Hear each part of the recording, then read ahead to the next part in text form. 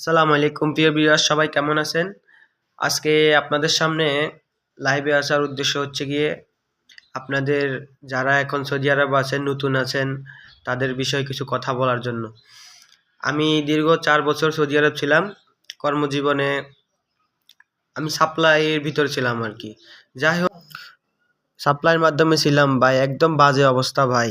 কি বলবো ভাই, সাপ্লাইয়ের কথা তো তো হঠাৎ করে আমাকে যেকোনো একটা কোম্পানির মাধ্যম থেকে একটা অফার আসছে আমাকে ট্রান্সফার হওয়ার বিষয়। তো সাপ্লাইতে ভাই সৌদি আরব যারা আছেন সবাই জানেন, সাপ্লাই সবাই চায় সাপ্লাই থেকে কিভাবে বাইর হওয়া যায়। তো আমিও আমার মতো করে যখন ওনারা এত বড় একটা সুযোগ দিয়েছে আমি বলছি ঠিক আছে, সমস্যা নেই। আপনারা যদি পারেন আমার কোম্পানিকে বলে সলে বা আমাকে ট্রান্সফার করে নিন, সমস্যা নেই। তো আমি একা না, আমার সাথে আরো আমার এক মানে কিশোরগঞ্জের ভাই ছিল, ওনারও একই অবস্থা। তো পরবর্তীতে আমি তলবের জন্য ওনারা বলে আমার আকামা নাম্বার নিয়ে যায়, ব্যাংক নাম্বার নিয়ে যায়, তারপরে আমার আইডি কার্ড নাম্বার নিয়ে ওনারা তলব ভেজে আমার সাপ্লাই। তো সাপ্লাইটা ছিল ইফাদা, একটা বাজে একটা আয়া ভাই। যদি কোনো সৌদি আরবে যদি কোনো থাকে ভাই, আমি বলি কোনো সাপ্লাই বিষয় যাতে কেউ না যান, কোনো ভাই একটু দেখে শুনে আপনারা কোনো এরকম বিষয়ের ভিতরে যাতে না পড়েন, একটু দেখে শুনে যাবেন।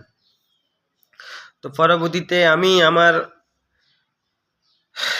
১ দিন ২ দিন ৩ দিন হয়ে গেল, ৪ দিন হয়ে গেল, ওইখান থেকে কোনো রেসপন্স আসছে না।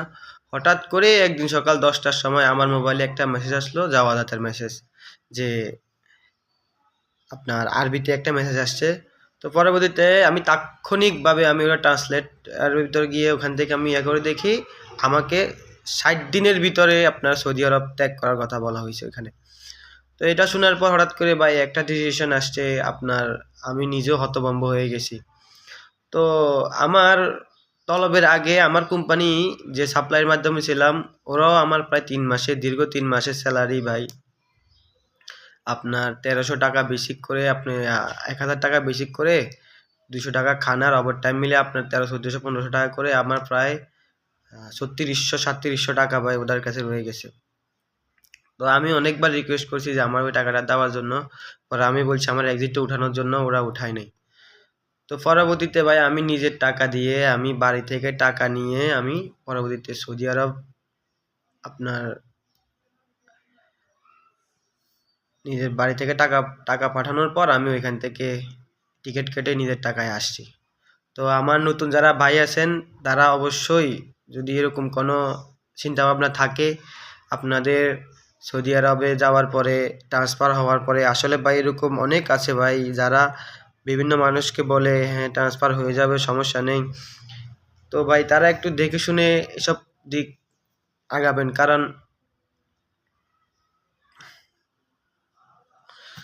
কারণ এসব, আর আপনার পুরাতন যারা আছে অবশ্যই তাদের সাথে কথা বলে তাদের পরামর্শ নিয়ে আপনি এটা করবেন। আর যারা ফ্রি ভিসা আছেন তাদের তো কোনো সমস্যাই নেই। অবশ্যই ফ্রি ভিসা যারা আছেন তারা আগে বাইরে কাজ করে বা নিজের যে টাকাটা খরচা ৪ লাখ ৫ লাখ ওইটা অবশ্যই করে বাইরে কাজ করার পরে ৩ মাস আগে অবশ্যই এপ্লাই করবেন কোনো কোম্পানিতে যাওয়ার জন্য। আর আমার জন্য দোয়া করবেন। অবশ্যই, অবশ্যই আমার জন্য দোয়া করবেন। আর আমারও ইনশাল্লাহ আগামী কয়েকদিনের ভিতরে আমি এপ্লাই করছি বাইরে আবার যাওয়ার জন্য। ইনশাল্লাহ আপনাদের দোয়ায় করে। আর যদি আমার ভিডিও ভালো লাগে অবশ্যই আমার চ্যানেলটি সাবস্ক্রাইব করে দিবেন। আমার এতক্ষণ সাথে থাকার জন্য ধন্যবাদ সবাইকে। আসসালামু আলাইকুম।